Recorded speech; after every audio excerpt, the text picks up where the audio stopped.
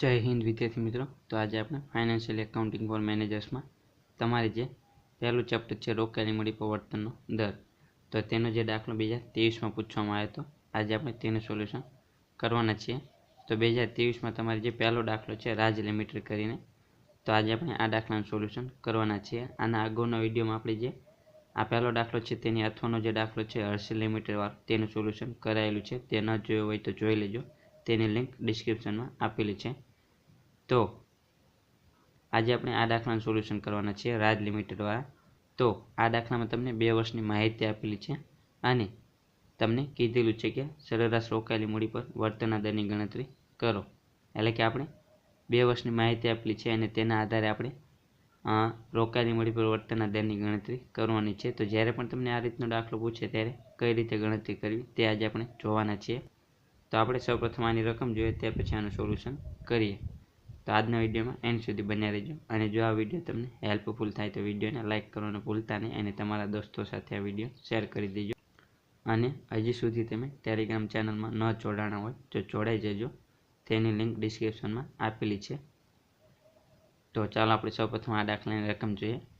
તો આપણને કીધેલું છે કે રાજ લિમિટેડના તારીખ 31મી માર્ચના રોજના સરવૈયા અને તે જ તારીખના રોજના પૂરા થતા વર્ષના નફા નુકસાન ખાતાની વિગત નીચે મુજબ આપેલી છે, એટલે કે આપણને 31 માર્ચના રોજ પૂરા થતા પાકા સરવૈયા અને નફા નુકસાન ખાતા આપણને આપેલા છે બંને વર્ષ માટે। તો આપણે જોઈએ તો આપણને 20-21 અને 21-22 બંને વર્ષ માટેના આપણને પાકા સરવૈયા અને નફા નુકસાન ખાતાની વિગત આપેલી છે। તો આપણે જોઈએ સૌપ્રથમ પાકા સરવૈયામાં તો આપણને ઇક્વિટી શેર મૂડી આપેલી છે બંને વર્ષ માટેની, ત્યાર પછી પ્રેફરન્સ શેર મૂડી આપેલી છે, ત્યાર પછી અનામત ભંડોળ આપેલું છે, ત્યાર પછી નફા નુકસાન ખાતું આપેલું છે, ત્યાર પછી ડિબેન્ચર્સ આપેલા છે, ત્યાર પછી આપણે જોઈએ તો બેંક ઓવરડ્રાફ્ટ આપણને 20નો આપેલો નથી, 20-21નો, પરંતુ 21-22ના વર્ષ માટે આપણને આપેલો છે બેંક ઓવરડ્રાફ્ટ 40,000, ત્યાર પછી લેણદારો, કરવેરાની જોગવાઈ અને સૂચિત ડિવિડન્ડ આપેલું છે। તો આ ત્રણેય આપણે આ ચારે છે બેંક ઓવરડ્રાફ્ટ, લેણદાર, કરવેરાની જોગવાઈ અને સૂચિત ડિવિડન્ડ, તો આ ચારે આપણે ચાલુ જવાબદારી તરીકે ધ્યાનમાં લેવાની। ત્યાર પછી મિલકતો સાઈડ આપણે જોઈએ તો કાયમી મિલકતો આપેલી છે બંને વર્ષ માટે, સ્ટોક પણ આપેલો છે, ત્યાર પછી દેવાદાર આપેલા છે અને રોકડ બેંક આપેલી છે અને લાસ્ટમાં પ્રાથમિક ખર્ચા આપેલા છે। તો પ્રાથમિક ખર્ચા અવાસ્તવિક મિલકત ગણાય છે, તો માટે આપણે રોકાયેલી મૂડીની ગણતરી કરતી વખતે આને ધ્યાનમાં લઈશું નહીં। ત્યાર પછી આપણે જોઈએ તો આપણને નફા નુકસાન અંગેની વિગત આપેલી છે। તો નફા નુકસાનમાં આપણે ઉધાર બાજુ જોઈએ તો આપણને ડિબેન્ચરનું વ્યાજ આપેલું છે, ત્યાર પછી ડિરેક્ટરની ફી આપેલી છે, ત્યાર પછી કરવેરાની જોગવાઈ આપેલી છે બંને વર્ષ માટેની, ત્યાર પછી સૂચિત ડિવિડન્ડ આપેલું છે, સામાન્ય અનામત આપેલું છે અને લાસ્ટમાં બાકી આગળ લઈ ગયા। ત્યાર પછી આપણે જમા બાજુ જોઈએ તો આપણને આપેલું છે બાકી આગળ લાવ્યા 28,000 અને વર્ષ દરમિયાનનો નફો આપેલો છે વર્ષ 2020-21 માટે 1,60,800 અને વર્ષ 2021-22 માટે 1,21,600। ત્યાર પછી આપણે જોઈએ તો આપણને નીચે કીધેલું છે કે તમને જણાવવામાં આવે છે કે વર્ષ 2020-21 અને 21-22નું કુલ વેચાણ 12 લાખ અને 10 લાખ હતું, એટલે કે 20-21નું વેચાણ 12 લાખ અને 21-22નું વેચાણ 10 લાખ હતું। ત્યાર પછી આપણને કીધેલું છે કે ઉપરની માહિતી પરથી આપણે ચોખ્ખી રોકાયેલી મૂડી પર વર્તનના દરની ગણતરી કરવાની છે। તો હવે આપણે આ દાખલાનું સોલ્યુશન કરીશું। તો જ્યારે પણ તમને આ રીતે 2 વર્ષની માહિતી આપેલી હોય અને તમને સૂચના આપવામાં આવી હોય કે ચોખ્ખી રોકાયેલી મૂડીની ગણતરી કરો, તો ત્યારે તમારે સૌપ્રથમ આ બંને વર્ષ માટે સરેરાશ રોકાયેલી મૂડીની ગણતરી કરવી પડશે। તો સૌપ્રથમ આપણે વર્ષ 2020-21 માટે સરેરાશ રોકાયેલી મૂડીની ગણતરી કરીએ। તો આપણે સૌપ્રથમ આ રીતે વર્ષ 2020-21 માટે સરેરાશ રોકાયેલી મૂડીની ગણતરી કરીશું। તો આપણે જે રીતે આની અગાઉના દાખલામાં આપણે જે રીતે કુલ રોકાયેલી મૂડી અને ચોખ્ખી રોકાયેલી મૂડીની ગણતરી કરીએ છીએ તે જ રીતે આપણે ગણતરી કરવાની। તો સરેરાશ રોકાયેલી મૂડી મેળવવા માટે આપણે સૌપ્રથમ ચોખ્ખી રોકાયેલી મૂડીની ગણતરી કરીશું, ત્યાર પછી આપણે વ્યાજ કરવેરા બાદના નફાની ગણતરી કરીશું અને તે નફો અડધો બાદ કરીશું ચોખ્ખી રોકાયેલી મૂડીમાંથી, તો આપણને મળશે સરેરાશ રોકાયેલી મૂડી વર્ષ 2020-21 માટેની। તો સૌપ્રથમ આપણે જે રીતે કુલ રોકાયેલી મૂડી અને ચોખ્ખી રોકાયેલી મૂડીની ગણતરી કરીએ છીએ તે જ રીતે ગણતરી કરવાની। તો સૌપ્રથમ કુલ રોકાયેલી મૂડી આપણને કઈ રીતે મળશે, તો કાયમી મિલકત પ્લસ ચાલુ મિલકતનો ટોટલ કરીશું તો આપણને કુલ રોકાયેલી મૂડી મળશે। તો આપણે જોઈએ તો વર્ષ 2020-21 માટેની વિગત આપણે ધ્યાનમાં લઈશું। તો કાયમી મિલકત આપેલી છે 4,10,000, તો તે આપણે ધ્યાનમાં લઈશું 4,10,000. ત્યાર પછી સ્ટોક તો 60,000નો આપેલું છે, તો 60,000 આવશે સ્ટોક. ત્યાર પછી દેવાદાર 80,000, તો તે પણ આપણે ધ્યાનમાં લઈશું દેવાદાર 80,000. અને રોકડ બેંક આપેલી છે 60,000, તો તે પણ આપણે ધ્યાનમાં લઈશું. ત્યાર પછી પ્રાથમિક ખર્ચા, તો આને આપણે ધ્યાનમાં લઈશું નહીં, કારણ કે આ અવાસ્તવિક મિલકત ગણે છે. કુલ રોકાયેલી મૂડીની ગણતરી કરતી વખતે આપણે ધ્યાનમાં લેવાની નહીં અવાસ્તવિક મિલકતને. તો આપણે આ ચારેનું ટોટલ કરીશું, કાયમી મિલકત પ્લસ ચાલુ મિલકત, તો આપણને મળશે કુલ રોકાયેલી મૂડી 6,10,000.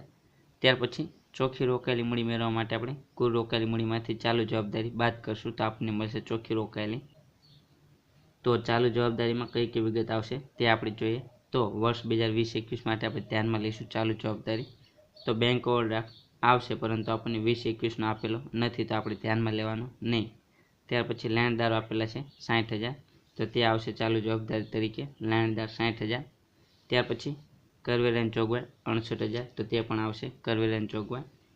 ત્યાર પછી સૂચિત ડિવિડન્ડ 20,000, તો તે પણ આપણે ચાલુ જવાબદારી તરીકે ધ્યાનમાં લઈશું સૂચિત ડિવિડન્ડ 20,000.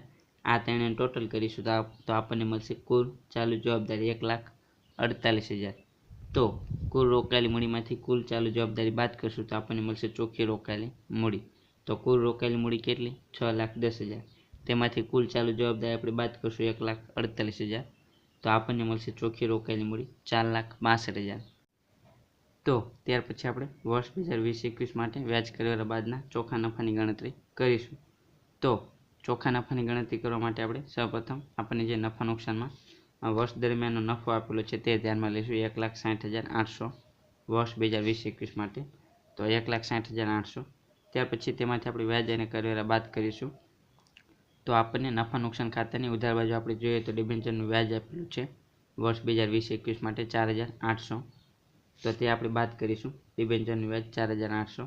ત્યાર પછી ડિરેક્ટરની ફી પણ આપેલી છે 20,000, તો તે પણ આપણે બાદ કરીશું. અને કરવેરાની જોગવાઈ આપેલી છે 68,000, તો તે પણ આપણે બાદ કરીશું.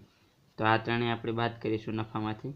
તો આ ત્રણેયનું ટોટલ આવશે 92,800, અને નફામાંથી બાદ કરશું 1,60,800માંથી, તો આપણને મળશે 68,000. તો આ થશે વર્ષ 2020-21નો વ્યાજ કરવેરા બાદનો ચોખ્ખો નફો. તો આ રીતે આપણે ચોખ્ખા નફાની ગણતરી કરવાની. તો હવે આપણે સરેરાશ રોકાયેલી મૂડીની ગણતરી કરીએ. તો સરેરાશ રોકાયેલી મૂડી આપણને કઈ રીતે મળશે 20-21 માટે? તો સૌપ્રથમ ચોખ્ખી રોકાયેલી મૂડીને આપણે ધ્યાનમાં લઈશું. તો ચોખ્ખી રોકાયેલી મૂડી કેટલી છે? તો તેની આપણે ગણતરી કરીએ તો આપણને કેટલી પ્રાપ્ત થઈ? 4,62,000. તો તે આપણે ધ્યાનમાં લઈશું 4,62,000.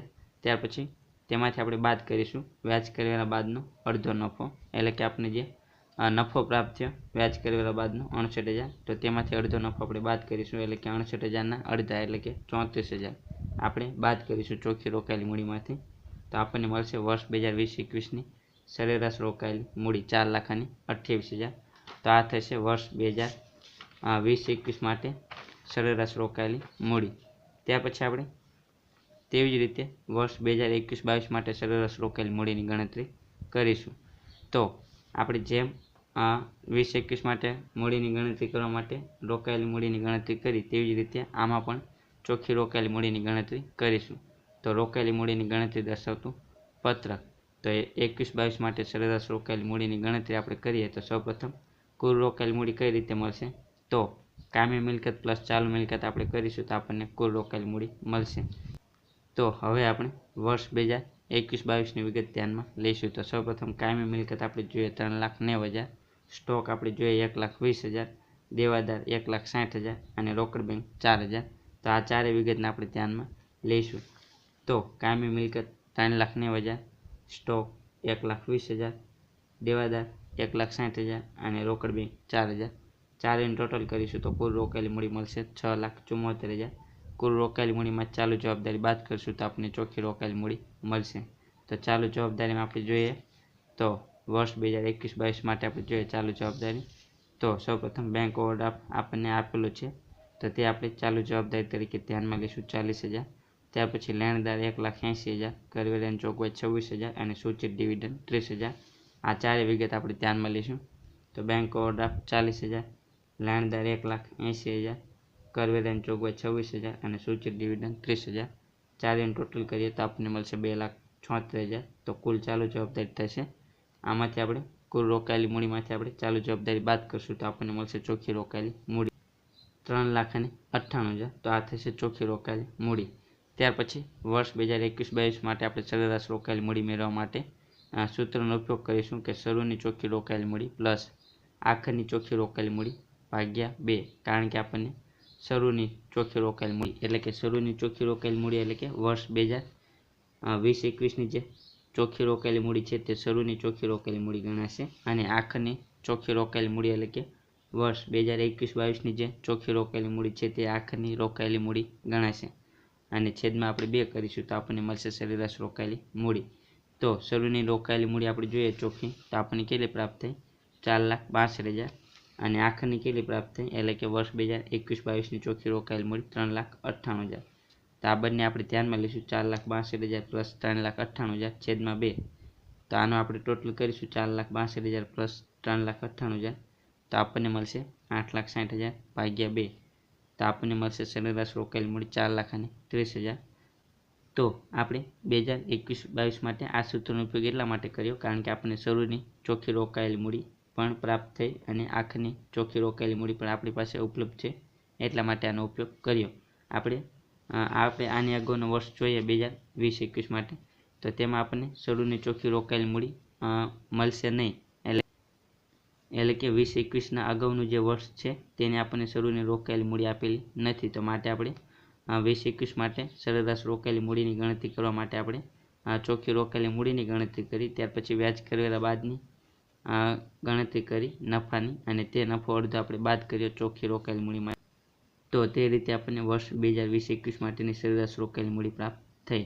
તો દરેક દાખલામાં આ જ રીતે ગણતરી કરવાની થશે। ત્યાર પછી આપણે ધંધાકીય કાર્યક્ષમતામાંથી મળતા નફાની ગણતરી કરીએ તો ધંધાકીય કાર્યક્ષમતામાંથી મળતો નફો એટલે કે વ્યાજ કરવેરા પહેલાંનો નફો તો તે આપણે જોઈએ તો સૌપ્રથમ આપણને જે વર્ષ દરમિયાનનો નફો આપેલો છે તે આપણે ધ્યાનમાં લઈશું બંને વર્ષનો 1,60,800 અને 1,21,600 તો 1,60,800 અને 1,21,600 ત્યાર પછી ઉમેરો એટલે કે એડ તો આમાં એક પણ વિગત આપણે ઉમેરવાની આવશે નહીં કારણ કે આપણને જે નફા નુકસાનમાં વિગત આપેલી છે તેમાંથી એક પણ વિગત એવી નથી કે જે આપણે નફા નુકસાનમાં ઉમેરી શકીએ અથવા આપણને નફા નુકસાન અંગેના કોઈ પણ હવાલા પણ આપેલા નથી તો આપણે અહીં નીલ કરીશું। ત્યાર પછી બાદ તો બાદમાં આપણે વ્યાજ કરવેરા અહીં બાદ કરીશું નહીં કારણ કે આપણે વ્યાજ કરવેરા પહેલાંનો નફો આપણે ધ્યાનમાં લેવાનો છે તો માટે માત્ર અહીં ડિરેક્ટરની ફી છે તે આપણે બાદ કરીશું 20,000 અને 60,000 તો 20,000 અને 60,000 તો આ આપણે બાદ કરશું તો આપણને મળશે ધંધાકીય કાર્યક્ષમતામાંથી મળતો નફો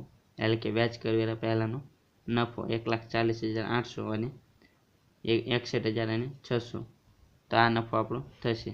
ત્યાર પછી આપણને દાખલામાં કીધું છે કે આપણે ચોખ્ખી રોકાયેલી મૂડી પર વળતરના દરની ગણતરી કરવાની છે તો હવે આપણે તેની ગણતરી કરીએ તો ચોખ્ખી રોકાયેલી મૂડી પર વળતરના દરની ગણતરી તો તે માટેનું સૂત્ર આવશે કે નફો છેદમાં સરેરાશ ચોખ્ખી રોકાયેલી મૂડી ગુણ્યા 100 તો વર્ષ 2020-21 માટે આપણે જોઈએ તો નફો કેટલો આવશે તો નફો તો આપણે ઉપર ગણતરી કરી 20-21 માટે 1,40,800 તો તે આવશે 1,40,800 છેદમાં સરેરાશ રોકાયેલી મૂડી તો તેની આપણે ગણતરી કરી 20-21 માટે તો 20-21 માટે આપણને સરેરાશ રોકાયેલી મૂડી કેટલી પ્રાપ્ત થઈ 4,28,000 તો તે આપણે ધ્યાનમાં લઈશું 4,28,000 ગુણ્યા 100 તો આપણને મળશે 20-21 માટે સરેરાશ ચોખ્ખી રોકાયેલી મૂડી 32.90%।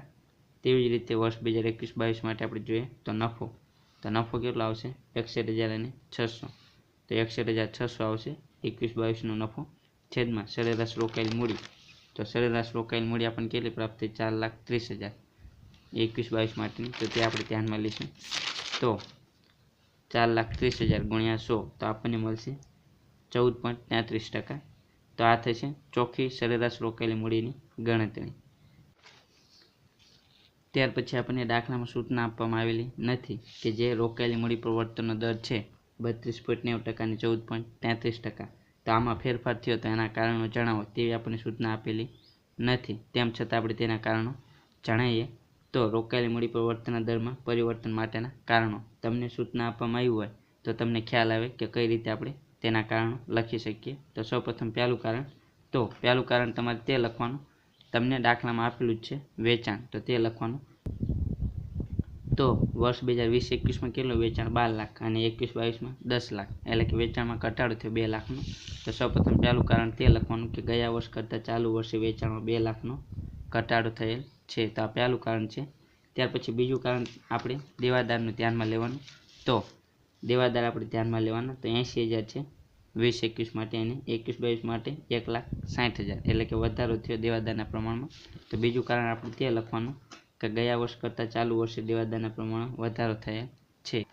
ત્યાર પછી ત્રીજું કારણ આપણે લખવું હોય તો ત્રીજું કારણ આપણે આ લખી શકીએ નફાનું, કે 20-21માં નફો કેટલો 1,60,800 અને 21-22નો 1,21,600, એટલે કે નફામાં ઘટાડો થયો. તો ત્રીજું કારણ આપણે તે લખી શકીએ કે ગયા વર્ષ કરતાં ચાલુ વર્ષના નફામાં ઘટાડો થયેલ છે. તો આ રીતે તમને કીધું હોય કારણો જણાવવાનું, તો આ રીતે કારણો જણાવવાના. તો આ દાખલાની ગણતરી અહીં પૂરી થાય છે. જ્યારે પણ આ રીતનો દાખલો પૂછાય 2 વર્ષની માહિતીવાળો, ત્યારે તમારે આ જ રીતે આ જ પેટર્નમાં ગણતરી કરવાની છે. તો આ દાખલાનું સોલ્યુશન અહીં પૂરું થાય છે.